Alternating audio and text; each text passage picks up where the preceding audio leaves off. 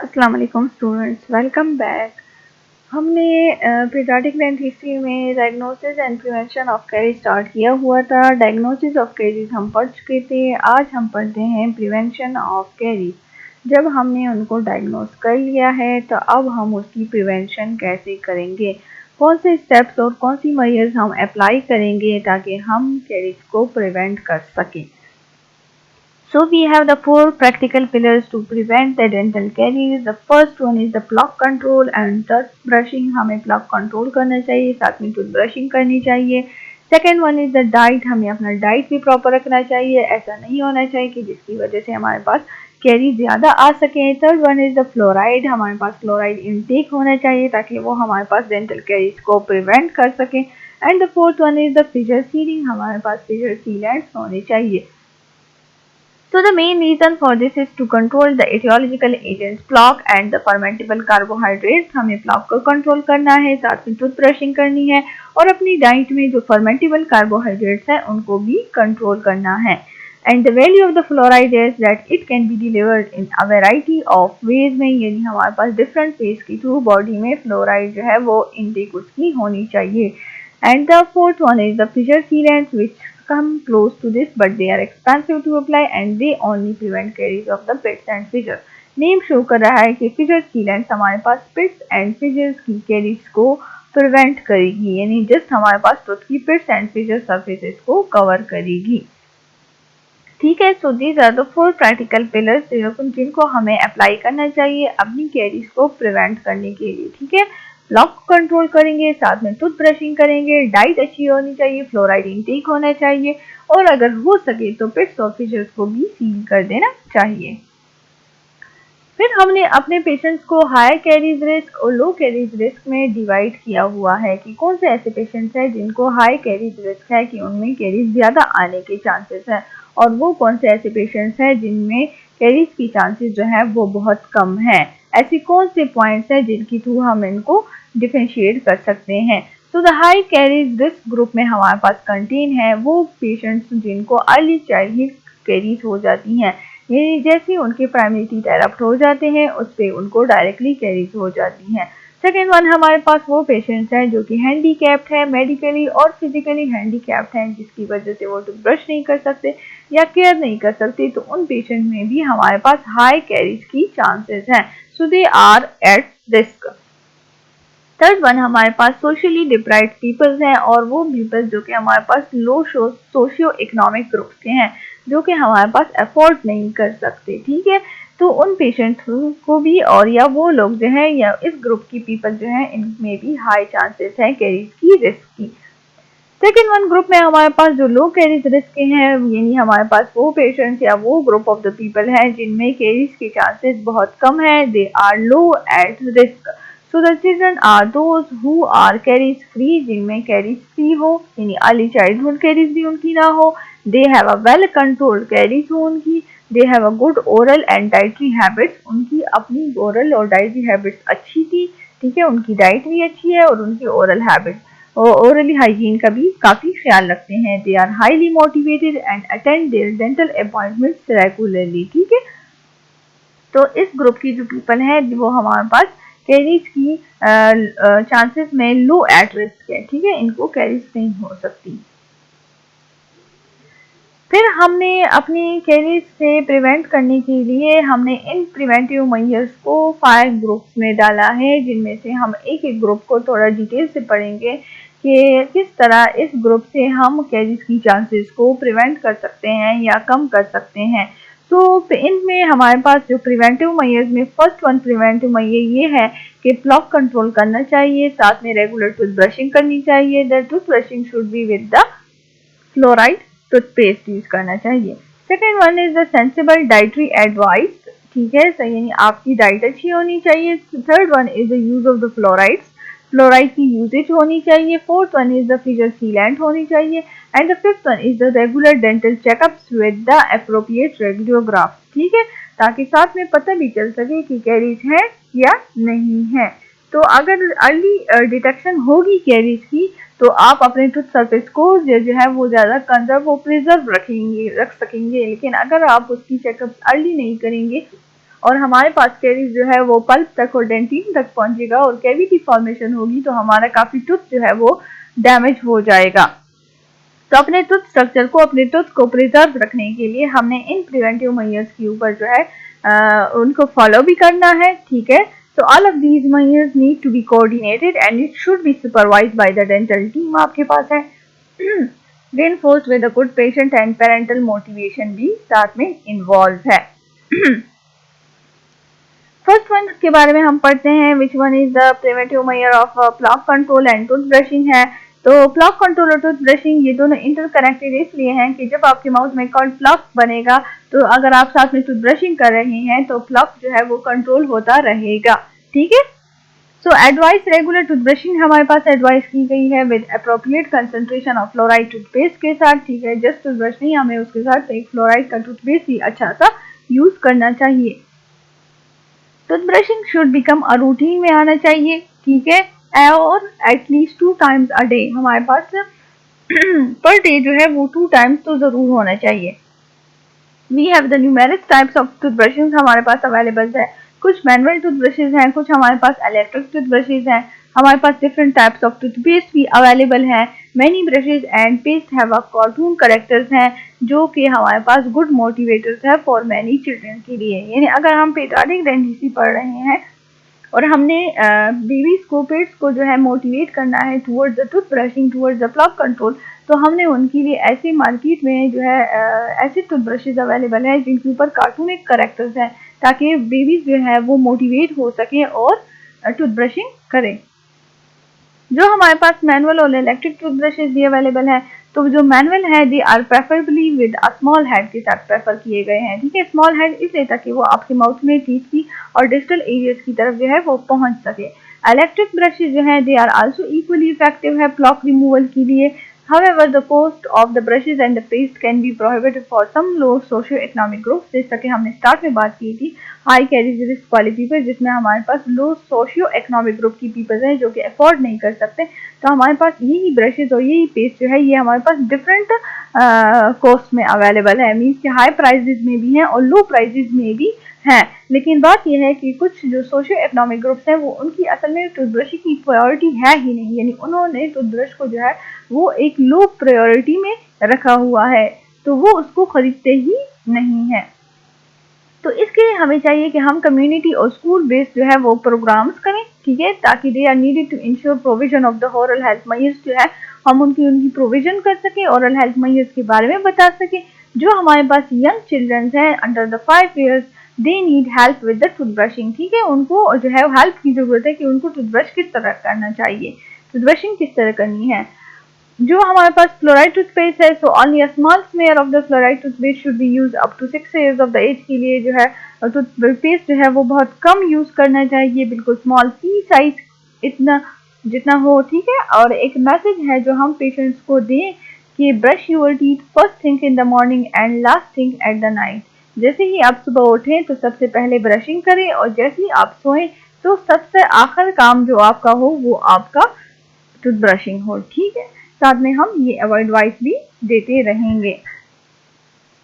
Second one फिर हमारे पास आ जाता है nutrition and diet in carries control, कि आपको कैरीज कंट्रोल में जो है अपनी न्यूट्रिशन या अपनी डाइट किस तरह रखनी है। तो हमारे पास कुछ जो है डाइट को जो है उन्होंने डिवाइड किया हुआ है गुड फूड्स और बैड फूड्स में, यानी कि आपकी टीथ के लिए, आपकी कैरीज के लिए कुछ गुड फूड्स हैं, कुछ बैड फूड्स हैं, और किसी ने हमारे पास इसको डिवाइड किया है in the name of good diets and bad diets के नेम पे, ठीक है। कि इसकी वजह से, गुड डाइट की वजह से आपके पास कैरीज नहीं होंगी और बैड डाइट की वजह से आपके पास कैरीज हो सकती हैं। सो कैरीज हमें पता है कि जितना हम कंजम्पशन ऑफ शुगर को जो है इंक्रीज करते रहेंगे हमारे पास कैरीज होती रहेंगी, बिकॉज हमारे पास जो ये शुगर कंटेंट है ये हमारे पास इंट्रिंसिक फैक्टर्स में भी अवेलेबल है, एक्सट्रिंसिक भी अवेलेबल है। इंट्रिंसिक जो हमारे पास शुगर अवेलेबल है वो हमारे पास है within the cell membranes of the fruit, ठीक है। फॉर एग्जाम्पल जो हमारे पास फ्रूट्स है उनकी सेल मेम्बर, यानी ये आपका इंट्रिंसिक शुगर है। कुछ हमारे पास इंट्रिंसिक एक्सट्रिंसिक शुगर जो है वो हमारे पास जो है वो रेडिली अवेलेबल भी शुगर है in the form of refined sugars हैं, ठीक है, जो कि हमारे पास टीथ के लिए बिल्कुल भी अच्छे नहीं है, because the bacteria needs a fermentable source of the carbohydrate to produce acid जो हमारे पास बैक्टीरिया है माउथ में, जो ओरल बैक्टीरिया है, they need a fermentable source. उनको एक ऐसा फर्मेंटेबल सोर्स ऑफ कार्बोहाइड्रेट होना चाहिए ताकि वो वहाँ पे एसिड प्रोड्यूस कर सके और कैरीज काज कर सके। तो वी एडवाइज पेरेंट्स, हम पेरेंट्स को एडवाइस करते हैं कि वो अपने चिल्ड्रन को स्टॉप करेंगे for eating sugary foods.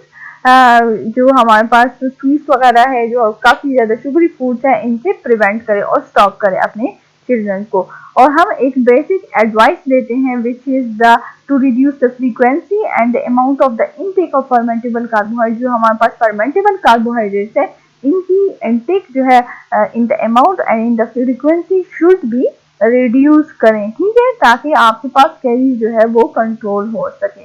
This is all about the nutrition and diet. इसके अलावा भी आपके माइंड में जो जो पॉइंट्स आते रहते हैं वो इनके साथ जो है वो रिलेट करें कि किस तरह हमारे पास डाइट जो है वो कैरीज कंट्रोल में एक रोल प्ले करती है।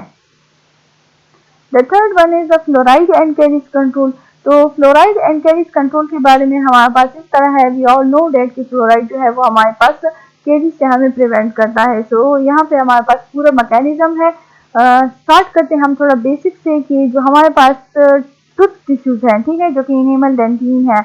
इनेमल की बात हम पहले कर लेते हैं। तो इसमें जो हमारे पास मिनरल्स प्रेजेंट है, they exist as a form of carbonated apatite की फॉर्म में प्रेजेंट होते हैं, ठीक है। जो कार्बोनेटेड एपिटाइट है, इसके अंदर आपका calcium phosphate hydroxyl ions present है which make it the hydroxy apatite. हम कहते हैं ना कि हमारे पास इनेमल में हाइड्रोक्सी एपिटाइट क्रिस्टल्स प्रेजेंट है। तो वो किस तरह से आ जाते हैं, वो आपके पास इसी कैल्शियम फॉस्फेट और हाइड्रोक्सल आयन से बना हुआ है। एंड ये जो है स्टार्ट में इसका नेम कार्बोनेटेड एपिटाइट है। तो ये जो सारा कार्बोनेटेड पोर्शन है जो है आपका हाइड्रोक्सी एपिटाइट क्रिस्टल जो है, ठीक है, ये आपके पास जब वीक हो जाते हैं, तो जब ये वीक हो जाते हैं तो टूथ का स्ट्रक्चर जो है वो वीक हो जाता है which render the tissue susceptible to attack, जिसके ऊपर आपकी टिश्यू के ऊपर जो है बैक्टीरिया इजीली अटैक कर सकता है। जब आपका टूथ टिश्यू वीक हो जाता है तो बैक्टीरिया उसके ऊपर अटैक कर सकता है। The food remnants and the debris mix with the saliva। जो हमारे पास फूड रेमिनेंट्स है, जो हम खाना खा रहे हैं, जो हमारा डेब्रिस है, वो सलाइवा के साथ मिक्स हो जाता है और फिर इसी टूथ स्ट्रक्चर के ऊपर जो कि ऑलरेडी वीक होता है उसके ऊपर जो है वो स्टिक कर जाता है, एडहियर कर जाता है और वहां पे एक स्लीमी फिल्म बना देता है जिसे फिर हम कहते हैं कि दिस इज द डेंटल प्लॉक, ठीक है, ये प्लॉक बन गया। अब अगर इस प्लॉक के बाद आपने टूथब्रश कर लिया तो गुड, आपका प्लॉक जो है वो रिमूव हो सकता है। लेकिन अगर आपने इसी प्लॉक के ऊपर टूथब्रश नहीं किया तो वो आपका 1 डे 2 डे 3 डे इस तरह से और आखिर में वो आपके पास जो है वो वहां पे बिल्कुल हार्ड हो जाता है और फिर कैलकुलस बन जाता है, ठीक है। तो फिर से हम इसकी तरफ आ जाते हैं कि जिस तरह फ्लोराइड जो है वो कैरीज को कंट्रोल कर रहे हैं, प्लॉक बन गया। तो जो हमारे पास माउथ में ओरल बैक्टीरिया है, वो ओरल बैक्टीरिया जो है वो हमारे पास कन्वर्ट हो जाते हैं कैरियोजेनिक बैक्टीरिया में। यानी जो हमारे पास म्यूटेंट स्ट्रेप्टोकोकाई और लैक्टोबैसिलाई जो है वो इसी प्लॉक के ऊपर जो है अटैक कर लेता है और इसी प्लॉक को जो है वो मेटाबोलाइज कर लेता है। जब हमारा बैक्टीरिया हमारा माउथ में, हमारे जो ओरल बैक्टीरिया है वो हमारी बेनिफिशियल है, हमारे माउथ में काफी ज्यादा बैक्टीरिया प्रेजेंट है, लेकिन अगर प्लॉक बन गया तो यही बैक्टीरिया आपके लिए हार्मफुल हो जाता है। वो इस तरह कि वो डेंटल प्लॉक को जो है मेटाबोलाइज कर लेता है। जब वो उसको मेटाबोलाइज कर लेता है तो वो वहां पे एसिड प्रोड्यूस कर लेता है। वो एसिड क्या करता है, वो आपके ओरल एनवायरनमेंट का जो पीएच होता है वो उसको कम कर देता है। जब हमारे पास पीएच कम हो जाता है तो जो हमारे पास हाइड्रोक्सी एपिटाइट क्रिस्टल्स है और जो हमारे पास टूथ का जो टिश्यू जो इनेमल है, जो कि आपके पास काफी अच्छा मिनरलाइज टिश्यू है, उसमें डीमिनरलाइजेशन स्टार्ट हो जाती है, ठीक है। जब डीमिनरलाइजेशन स्टार्ट हो जाती है तो उसी डीमिनरलाइजेशन की वजह से आपके टूथ टिश्यू यानी इनेमल से जो कैल्शियम और फास्फोरस आयन जो है वो निकलना स्टार्ट हो जाते हैं, यानी वो आपकी इनेमल सरफेस को और भी वीक कर देता है, ठीक है। जब ये डीमिनरलाइजेशन हो जाती है तो हम तभी तो कहते हैं कि कैरीज एक ऐसा प्रोसेस है जिसमें आपके पास टूथ की डीमिनरलाइजेशन होती है और टूथ की डिस्ट्रक्शन स्टार्ट हो जाती है। तो डीमिनरलाइजेशन तो यहाँ पे हो गई। जब डीमिनरलाइजेशन हो गई तो हम क्या कहते हैं कि अगर हमें टाइम पे पता चल गया कि हमारे पास कैरीज स्टार्ट हो रही है तो हम वहाँ पे स्टॉप लगा देते हैं। वो इस तरह कि हम या तो टूथब्रश स्टार्ट कर लेते हैं या हम फ्लोराइड की टूथपेस्ट लेना स्टार्ट कर लेते हैं और या फिर हम डेंटिस्ट के पास चले जाते हैं। तो जो हमारे पास हम फ्लोराइड की टूथपेस्ट ले रहे होते हैं तो उसकी वजह से दोबारा से आपके टूथ टिश्यू की डीमिनरलाइजेशन स्टार्ट हो जाती है। तो डीमिनरलाइजेशन में फिर क्या होता है, जब डीमिनरलाइजेशन में वो अपने कैल्शियम और फास्फोरस के आयन को बाहर निकाल रहा है तो वो दोबारा से उसी आइस को जो है सलाइवा से अपने पास इनेमल सरफेस अंदर लेकर आ जाता है, उसकी इनवर्स फ्लो कर लेता है। ठीक है, जब वो इनवर्स फ्लो करता है उसको दोबारा से मिनरलाइज करता है, यानी आपका इनेमल जो था वो खराब हो गए तो उसकी डिमिनरलाइजेशन हो गई थी, तो आप उसको दोबारा से रीमिनरलाइज कर रहे हैं। जब आप उसको रीमिनरलाइज कर रहे होते हैं और आपका फ्लोराइड प्रेजेंट होता है तो वो कन्वर्ट हो जाता है फ्लोरोएपिटाइट में। फ्लोरोएपिटाइट यानी स्टार्ट में आपके पास कार्बोनेटेड एपिटाइट था, वो कन्वर्ट हुआ फ्लोरोएपिटाइट में बिकॉज ऑफ द फ्लोराइड। लेकिन फ्लोराइड की वजह से जब वो फ्लोरोएपिटाइट में आ गया है तो ये आपके पास काफी ज्यादा स्टेबल भी है और ये आपके पास ट्रुथ को और भी स्ट्रॉन्ग कर देता है और रेजिस्टेंस शो करता है towards the further attacks, further acid attacks जो आपकी बैक्टीरिया करता है ट्रुथ के ऊपर। ठीक है, तो ये सारा आपके पास फिर माउथ में डीमिनरलाइजेशन और रीमिनरलाइजेशन का प्रोसेस जो है वो चलता रहता है माउथ में। ठीक है, तो इसलिए हम कहते हैं बार बार कि आप लोग टूथब्रश करें, प्लॉक को कंट्रोल करें, कैरीज से खुद को प्रिवेंट करें। ठीक है, लेकिन फिर भी कुछ लोग जो है उनको ये स्टोरी पता नहीं होती है जिसकी वजह से वो टूथब्रश नहीं करते। वो समझते हैं कि बस कैरीज तो वैसी हो गई, कैरीज असल में इस वजह से हो जाती है। ठीक है, तो स्लाइड से पढ़ते हैं कि हमने यहाँ तक पढ़ लिया था कि डेंटल प्लॉक हो चुका है। अब हमारे पास है oral bacteria and most importantly certain types of cariogenic bacteria है which are the mutants streptococci और लैक्टोबैसिलाई की जो स्पीशीज है वो मेटाबोलाइज कर देते हैं डेंटल प्लॉक को and they produce the acid which lower the pH of the oral environment when the pH is low. ठीक है, the critical pH of the hydroxyapatite will be less than 5.5, जिसकी वजह से demineralisation occurs with net outward flow of calcium और phosphorus ions को जो है वो वहाँ पे जो है वो उसकी आउटवर्ड फ्लो स्टार्ट कर देता है from the enamel surface into the plaque में और सलाइवा में। When the pH returns to 0.5, अगर यही pH आपका दोबारा 7.5 तक आ गया, ठीक है, आपने उसकी pH को जो है वो ठीक कर दिया तो रीमिनरलाइजेशन स्टार्ट हो जाएगी, इनवर्ट फ्लो ऑफ आयंस आ जाएंगे in the enamel surface. If fluoride is present during remineralization, अगर आपका फ्लोराइड प्रेजेंट था तो अब वो इनकॉर्पोरेटेड हो जाएगा, वो फ्लोरोएपिटाइट बना देगा विच इज मोर स्टेबल। फ्लोरोएपिटाइट आपका काफी स्टेबल है, रेजिस्टेंस है, रेजिस्टेंस शो करता है एसिड अटैक्स की तरफ। So the process of demineralization and remineralization is ongoing one and frequently. It means how fluoride is effective and important in caries control. ठीक है, आई होप सो कि इस किस्से की समझ आ गई होगी। फिर हमारे पास है कि जो लेवल ऑफ द फ्लोराइड है in the saliva it is thought to be important for caries prevention, यानी सलाइवा में भी हमारे पास फ्लोराइड का कंटेंट होना चाहिए ताकि वो हमारे पास कैरीज से हमें प्रिवेंट कर सके। तो कुछ स्टडीज ने हमारे पास ये शो किया है जो कैरीज ससेप्टेबल सर्फेसेस होती हैं दे have a salivary fluoride level less than 0.0 ppm। अगर आपका सलाइवा में fluoride level less than 0.02 ppm होगा तो आपको कैरीज ज्यादा होंगी। ठीक है, लेकिन अगर आपका सलाइवा में आपके पास जो है fluoride level greater than 0.04 ppm होगा तो आपके पास कैरीज का लेवल कम होगा, यानी आपके पास फिर कैरीज नहीं होंगी और कैरीज को रेजिस्ट करेंगी, यानी आपका अपना सलाइवा जो है वो कैरीज को रेजिस्ट करेगा। It is the activity of the fluoride ion in the oral fluid that is most important in reducing the enamel solubility rather than having a high content of fluoride in the surface enamel. Fluoride हमारे पास ये work भी करता है कि वो enamel solubility को reduce करता है। Constant supply of low levels of intraoral fluoride होनी चाहिए, यानी आपके पास इंट्राओरली फ्लोराइड का सप्लाई होना चाहिए। किस तरह होना चाहिए, जिस तरह कि हमने कहा कि हम फ्लोराइड की टूथपेस्ट यूज करें तो फ्लोराइड की टूथपेस्ट में भी आपके पास फ्लोराइड प्रेजेंट है तो वो भी आपके पास माउथ में इंट्राओरली सप्लाई हो रहा है ना। इसी तरह particularly at the saliva plaque enamel interface it is most benefit in preventing dental caries को प्रिवेंट करता है। कुछ हमारे पास अदर मेथड्स है जिनकी थ्रू हम फ्लोराइड को जो है अपनी बॉडी में ले सकते हैं ताकि हमारे पास कैरीज को प्रिवेंट करें, जिसमें हमारे पास फर्स्ट वन प्रोसेस जो है वो है वाटर फ्लोरिडेशन। हमें अपने वाटर फ्लोरिडेशन करनी चाहिए, फ्लोराइड कंटेंट यूज कर डालना चाहिए वाटर में।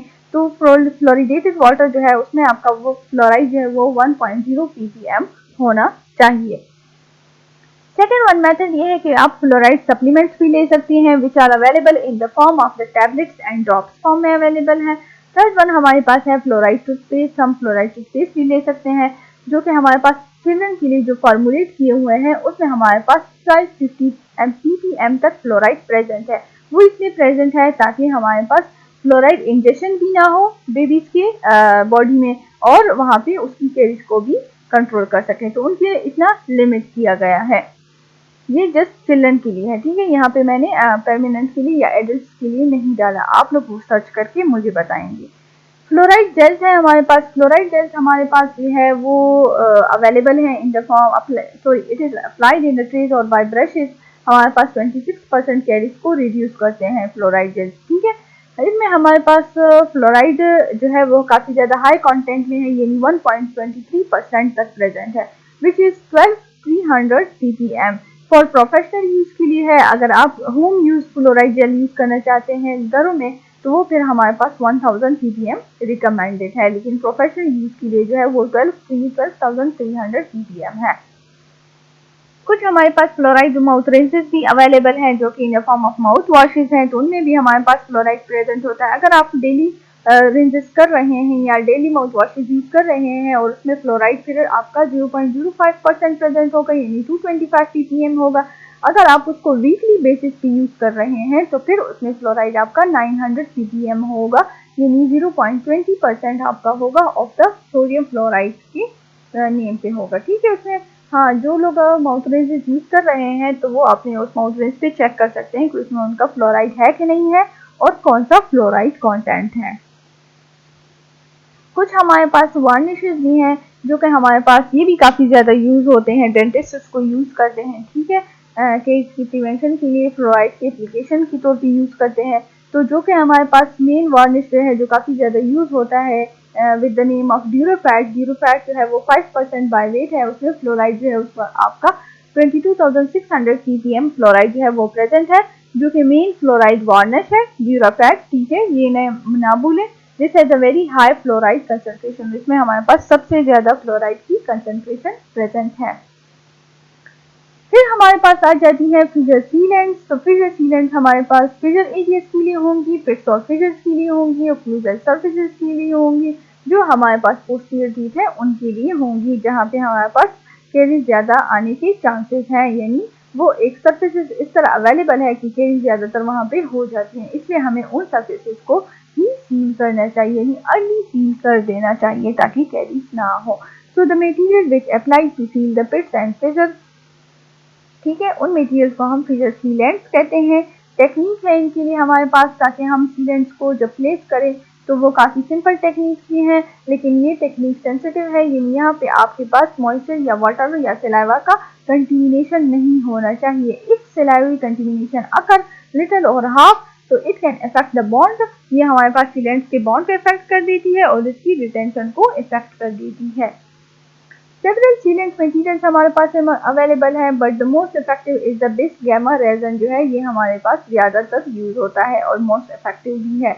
इसके लिए टेक्निक क्या है कि प्रोफाइलेसिस करनी, यानी आप इचिंग करने से पहले या बिस गामा यूज करने से पहले आप उसके ऊपर प्रोफाइलेसिस कर ले। वो इस तरह से कि अगर वहाँ पे प्लग प्रेजेंट है तो उसको पहले रिमूव कर लें। So before itching doesn't enhance retention, but it is advisable if abundant fluff is present. ठीक है, एडवाइजेबल यही है कि अगर फ्लफ प्रेजेंट है तो उसको रिमूव करें। हमें ड्राई ब्रश यूज करना चाहिए। Then the paste as they are retained in the depth of the fissures, हमारे पास फिर वहाँ पे रिटेन हो जाता है, तो हम ड्राई ब्रश यूज कर सकते हैं। अब अपने टूथ सरफेस को आइसोलेट रखेंगे ताकि वहाँ पे सिलाइवरी कंटिन्यूएशन ना हो। इस सरफेस को इच करेंगे 20 to 30 सेकेंड्स के लिए। टिप्स की through phosphoric acid 37% phosphoric acid की थ्रू आपने उसको इच कर देना है। फिर उस एरिया को वॉश करेंगे, ड्राई करेंगे ताकि आइसोलेशन भी मेंटेन रहे। फिर हमने बिस गामा रेजन को अप्लाई करना है, वहाँ पे उसको क्योर करना है और फिर चेक कर देना है कि आपने सही प्रॉपरली यूज़ किया है या नहीं किया। सेकेंड वन भी हमारे पास एक दूसरा सीलेंट है which is the glass ionomer sealant है। इसकी भी हमारे पास टेक्निक ये है कि आप पहले कुछ सरफेस को क्लीन करें, उसको आइसोलेट करें, वहाँ पे आपने ग्लास आइनोमर को फिगर में जो है रन कर देना है, यानी डाल देना है। फिर आपने मटेरियल को प्रोटेक्ट करना है ड्यूरिंग इनिशियल सेटिंग, ठीक है। उसकी प्रोटेक्शन के लिए आप वहाँ पे petroleum jelly, anti resins, fluoride varnish भी डाल सकते हैं, ठीक है। अगर आपके पास एंशियस पेशेंट्स है तो you should done this application with the gloved fingers. Sealant हमारे पास जो है ये काफ़ी ज़्यादा इफेक्टिव होते हैं at the preventing pits and fissure caries in the primary teeth, यानी अगर प्राइमरी टीथ हैं और उनमें जो है कैरीज आ रही हैं तो आप उनको भी सील कर सकती हैं। तो वहाँ भी सीलेंट्स हमारे लिए इफेक्टिव है प्राइमरी टीथ के लिए, because the primary teeth have more prismatic enamel than the permanent teeth. ठीक है। अच्छा, अब हमने जब सीलेंट्स अप्लाई करनी है तो उसके लिए आपने फिर पेशेंट को कैसे सेलेक्ट करना है, यानी किन को आपने पिट्स और फिशर सीलेंट जो है वो यूज करने हैं। तो दो चिल्ड्रन विद स्पेशल नीड्स, ठीक है, जो कि कैरीज उनको ज़्यादातर हो जाती हैं, या वो चिल्ड्रन जो कि इन स्पेशल नीड्स हैं उनके लिए आप यूज़ करें। Fissure sealing of all occlusal surfaces को आपने सील करना है। परमानेंटली के भी आप सील कर सकते हैं। For those who are medically compromise हैं, वही बात हैंडीकेप पेशेंट्स आ गए, मेडिकली कॉम्प्रोमाइज पेशेंट्स आ गए, दोज हु आर फिजिकली और मेंटली डिसेबल्ड। ठीक है। So these are the children with special needs जिनके लिए आप जरूर सीलेंट्स यूज करें। सेकेंड वन, हमारे पास वो चिल्ड्रन हैं जिनको एक्सटेंसिव कैरीज हो जाती है प्राइमरी टीथ में, should have a permanent molar seal soon after the eruption, यानी उनकी प्राइमरी टीथ में काफी ज्यादा कैरीज थी, तो जैसे ही फिर उनके परमानेंट टीथ एरप्ट होते हैं तो उनको भी आप डायरेक्टली सील करें कि ऐसे ना हो कि परमानेंट टीथ की तरह प्राइमरी टीथ की तरह परमानेंट टीथ के ऊपर भी कैरीज आ जाए, यानी वो शायद उनकी मोर प्रोन टू कैरीज हो, उनके इस तरह के टीथ हो, तो दैट्स व्हाई हमें उनको अर्ली सील कर देने चाहिए, सीलेंट यूज करने चाहिए। थर्ड वन, हमारे पास वो चिल्ड्रन हैं जिनके कैरियर्स प्री प्राइमरी डेंटिशन की, ठीक है, they do not need to have first permanent molar seal routinely, यानी उनको जरूरत नहीं थी कि वो रूटीनली उसको सील करे, बट उनको हमने अपनी सुपरविजन में रखना है।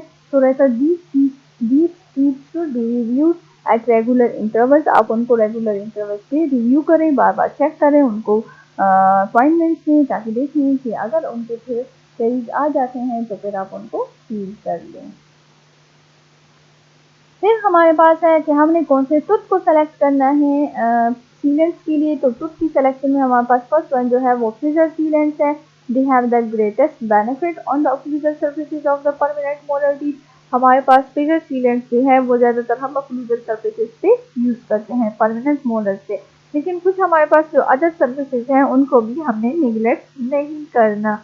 इन पर्टिकुलर जो हमारे पास कौन सी सर्फेसेस आ जाती हैं, सिंगुलम एरियाज आ जाती हैं, pits of the upper incisors, ठीक है, buccal pits of the lower molars and the palatal pits of the upper molar, यानी सिर्फ फिशर्स और ओक्लूजल सर्फेस में हमने पिट्स को भी और सिंगुलम एरिया को भी, वो एरिया जो थोड़ी डीप रही हुई है जिनमें हमारे पास हमें पता हो कि कैरीज के चांसेस ज़्यादा हैं, और या वहाँ पे बैक्टीरिया जो है अटैक कर सकता है, या उनकी भी ऐसी सर्फेस अवेलेबल है कि वो वहाँ पे कैरीज कर सकते हैं, तो आपने उन सर्फेसेस को क्लोज कर देना है, यानी सील कर देना है।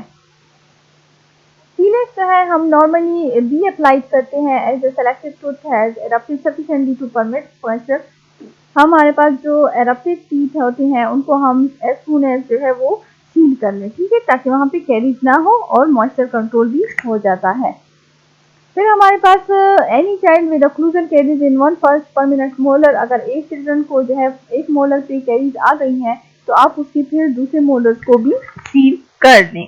इसी तरह ऑक्लूजल कैरीज इफेक्टिव वन और मोर फर्स्ट परमानेंट मोलर्स, अगर ऑक्लूजल सर्फेसेस अफेक्ट हो रही हैं एक मोलर की या दो मोलर्स की, तो ये आपको इंडिकेट करता है कि आप जो है अदर मोलर जो है इनको भी सील कर दें, यानी फर्स्ट परमानेंट मोलर के साथ सेकंड परमानेंट मोलर को भी सील करें जैसे ही वो एरप्ट हो जाए, ठीक है। So this is all about the prevention of carries, ठीक है, diagnosis and prevention of carries हमारे पास यहाँ पे कंप्लीट हो चुका है, और अगर कोई क्वेश्चन है तो प्लीज आप पूछ सकते हैं, ठीक है।